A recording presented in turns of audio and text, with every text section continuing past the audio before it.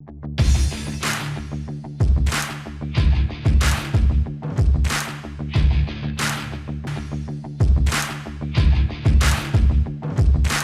की क्लासेस में हम सीखेंगे टेबल्स के बॉर्डर्स की स्टाइलिंग कैसे करनी है, या टेबल के हमें हाइट विड्थ वगैरह इंक्रीज करना हो, बैकग्राउंड कलर देना हो, वो किस तरीके से मैनेज करेंगे। इससे पुरानी वीडियो के अंदर मैंने आपको बताया था कि टेबल कैसे ड्रॉ करना है, उसके बॉर्डर कैसे वगैरह देना है, सीएसएस के साथ में कैसे बॉर्डर यूज करना है, और कोलैप्स वगैरह किस तरीके से करना है। तो चलिए आगे की बढ़ते हैं कि टेबल में कैसे और हम क्या क्या कर सकते हैं। तो नेक्स्ट आता है हमारे पास स्टाइल टेबल बॉर्डर, यानी कि अगर हमें किसी भी टेबल का लाइक फिल कलर देना हो। बॉर्डर कलर मैंने आपको बता दिया था कि आपको क्या करना है, स्टाइलिंग के अंदर जाके बॉर्डर 1 पिक्सल सॉलिड और जो भी कलर आपको देना है वो आप दे सकते हैं, जितना थिकनेस देनी है वो आप दे सकते हैं। कोलैप्स बॉर्डर करने से ये होगा कि जो उसकी डबल बॉर्डर आती है वो कोलैप्स होकर वो सिंगल बॉर्डर में कन्वर्ट हो जाता है। ठीक है, अब नेक्स्ट आता है हमें किसी भी बॉर्डर के अंदर कलर देना है, तो कलर किस तरीके से देंगे। देखिए, इसके लिए आपने क्या करना है, जिस भी आपको उसमें देना, आपको लाइक फर्स्ट हेडिंग के अंदर सिर्फ देना है, तो क्या करना है आपने TH के अंदर आप लगाओगे। ठीक है, और अगर सभी के अंदर देना है तो मैं यहाँ पे क्या करूँगा, TH और TD ये हम लिखेंगे। लेट्स सी कैसे, तो ये मैंने यहाँ पे टेबल बना रखा है। ठीक है, अब मुझे क्या करना है, इसका आउटपुट क्या है, आउटपुट देख लेते हैं। आउटपुट इसका ये रहा है यहाँ पे। तो अब मुझे क्या करना है, इन सभी के अंदर लाइक फिल कलर देना है कोई भी। ठीक है, तो क्या करना है आपने, सिंपल आपको नोटपैड में कोडिंग है, जहाँ भी आप कोडिंग करें वहाँ आना है। आप यहीं पे ही पूरा वो दे सकते हैं कलर। ठीक है, इसके अंदर ही या फिर हम एक काम ये भी कर सकते हैं, एक अलग से बना सकते हैं।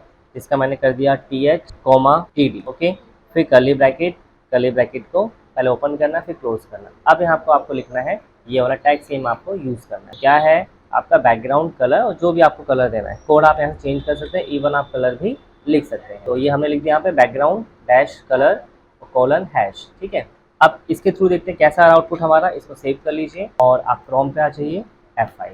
तो ये देख सकते हैं इस तरीके से कलर पूरा आ गया। ठीक है, टेक्स्ट के लिए टेक्स्ट स्टाइलिंग करनी है। अब आपको किसका टेक्स्ट कलर देना, मान लीजिए हमें यहाँ पे इसका हेडिंग कलर देना है। सिंपल है, पहले जो स्टाइलिंग बता रखी है आपको क्या करना है, TH के अंदर करना आपने। तो TH के अंदर यहाँ स्टाइलिंग कर लो, और चाहते हो पूरे रो के अंदर आए तो यहाँ पे स्टाइलिंग कर दो। स्टाइल इक्वल्स टू कलर वाला बताया टेक्स्ट कलर, वो यहाँ से दे। ठीक है, पहले टेक्स्ट सीखा हुआ है ना आपने, किस तरह से कलर देना है, तो वो आपको यहाँ पे टैग लगाना है। आपको सिंपल सा है, आपको सिर्फ मान लीजिए क्या करना है, इस पर्सन को खाली कलर देना है, पर्सन 1 को। तो कहाँ स्टाइलिंग करेंगे, TH यहाँ पे स्टाइलिंग करें। ठीक है, तो इस तरीके से टेक्स्ट कलर भी दे। अच्छा, अब अगर मान लीजिए मैं यही सेम चीज़ इसके अंदर भी लगाते हैं, ओके, और यहाँ से मैं हटा देता हूँ। तो लेट्स सी, अब यहाँ पे आ जाइए F5, तो भी आप कर रहे हैं। ठीक है ना, क्यों, क्योंकि ये हम यहाँ पे जो हमने लिखा है ये TS TD का ही लिखा हुआ है। ठीक है ना, अब अगर मान लो हमें क्या करना है, सपोज हमें सिर्फ एक हेडिंग पे देना है, यहाँ पे कलर देना है एज अ हेडिंग के अंदर, नीचे कलर नहीं देना है। तो क्या करो, तो आपको यहाँ नहीं लगाना है ना, इसको आपने यहाँ से कट कर लेना है। और हमें कहाँ देना है, ये आपका क्या बोलेंगे इसको, TR टेबल रो बोलेंगे। तो पहला TR कौन सा है, ये वाला आपका। तो आपको नीचे आना है और सिर्फ आपको लिखना है TR। ठीक है, curly bracket on, curly bracket on, और यहाँ पे आपको करना है उसका जो टैग हमने दिया है। ठीक है, तो अब सिर्फ क्या होगा, TR के अंदर आ जाएगा। ठीक है, कंट्रोल ये कर लो, सेव F5। लेकिन नहीं, ये भी क्या होगा, एक्चुअली TR हमने दिया है ना, तो सब पे आ रहा है एक्चुअली। ठीक है, हाँ, तो कोई नहीं, इसका भी सोल्यूशन है। तो आप इसको CSS के थ्रू मत करो, आप क्या करो, सिर्फ फर्स्ट रो के अंदर कर दीजिए। तो फर्स्ट रो आपका ये वाला है। यहाँ भी मैंने स्टाइल का बताया था आपको, style equals to inverted comma क्या देना है, background dash colour, okay, colon क्या देना है, सपोज हमने रेड दे दिया, और inverted comma colon inverted comma save. अब सिर्फ क्या होगा, एक के अंदर आ गया। ठीक है, यानी यहाँ पे TR का मतलब है, जो अगर हम स्टाइलिंग के अंदर करते हैं तो हमने TR लगा, तो TR तो सारे है ना, ये भी TR है, ये भी TR है, ये भी TR है, तो क्या करेगा वो, सबके अंदर कर दिया। लेकिन हमें पर्टिकुलर जगह पे चाहिए, तो हमने क्या किया, जो हमने HTML की स्टाइलिंग थी वो हमने यूज़ कर लिया। ठीक है, नेक्स्ट आता है इसके अंदर, तो बैकग्राउंड कलर कैसे देना है ये आपको समझ में आ गया है। इंडिविजुअली कैसे देना है, पूरे रो एंड कॉलम वाइज देना है, वो भी आप। अब आता है राउंड बॉर्डर, यानी अगर हमें किसी भी सेल्स का जो बॉर्डर है वो राउंड करना है, तो वो किस तरीके से करेंगे। उसके लिए हमें क्या करना होता है, बॉर्डर रेडियस यूज़ करना होता है। ठीक है, बॉर्डर रेडियस से क्या हो सकता है, आप उसका जो राउंड है, यानी जो कॉर्नर है बॉर्डर्स के, वो राउंड हो जाएंगे। ठीक है, तो उसके लिए सिंपल आपको बॉर्डर रेडियस लिखना और कितना राउंड करना है वो आप यहाँ से दे सकते हो। आइए यूज़ करते हैं कैसे यूज़ करना है।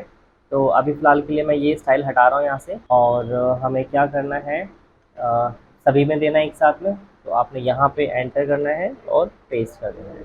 तो बॉर्डर रेडियस 10 पिक्सल हो गया। अब आप सेव कीजिए और यहाँ पे इसका आउटपुट चेक कीजिए। कोलैप्स को हटा दीजिए एक बार, ये देखिए। ठीक है, अब आपका राउंड है, कोलैप्स में भी पता नहीं चलेगा, सारे मर्ज हो जाते हैं। ठीक है, तो अगर आप रेडियस जब यूज़ करोगे तो कोलैप्स आपको हटाना है, कोलैप्स रहेगा तो शो नहीं करेगा। ये देखिए, अब आपको और ज़्यादा राउंड करना है कम करना है तो यहाँ से वैल्यू सेट कर सकते हैं। मान लो हमें 5 करना है, 5 कर दिया, सेव, F5 कम हो जाएगा। ज़्यादा करना है, यस ऐसे शो होगा। इसमें कोलैप्स करेंगे तो मर्ज हो जाएगा, तो नहीं आएगा फिर ये, क्योंकि इसमें क्या होता है, इसकी अलग राउंड करता है, बॉर्डर का मेन अलग राउंड करता है। हाँ नहीं आएगा, वही बता, कोलैप्स में नहीं आएगा वो। ठीक है, तो आपको कोलैप्स हटा के फिर आपको यूज़ करना है, तो डायरेक्टली वो शो हो जाएगा।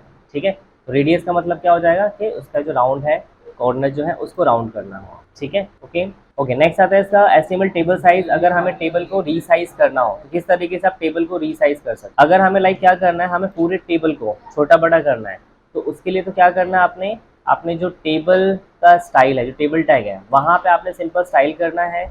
और अगर आपको विड्थ बड़ी करनी है, विड्थ दे सकते हैं, हाइट बड़ी करनी है, हाइट भी आप दे सकते हैं। हमें चाहते हैं हाइट भी हमें कंटेंट हिसाब से चाहिए, तो आपने यहीं पे क्या करना है, हाइट भी दे सकते हैं, हाइट कॉलन, जैसे हमने ले लिया 500 पिक्सल, तो आप देख सकते हैं हाइट भी इस तरीके से बढ़ जाएगी। ठीक है, अभी विड्थ मैंने क्या किया हुआ है, परसेंटेज में लिया हुआ है, तो इसको भी मैं कर रहा हूँ 500 पिक्सल। अब आप देखेंगे तो इस तरीके से। ठीक है, राउंड क्यों आ रहा है, क्योंकि हमने रेडियस दे रखा है। ठीक है, तो आप अगर आपको पूरे टेबल की विड्थ हाइट देनी है, तो आपने क्या करना है, टेबल के अंदर स्टाइलिंग करना है। बट अगर हमें क्या करना है, लाइक हमें पर्टिकुलर सिर्फ कॉलम की विड्थ इंक्रीज करनी हो, पर्टिकुलर रो की हाइट इंक्रीज करनी हो, तो उसके लिए क्या करना है, आइए समझते हैं।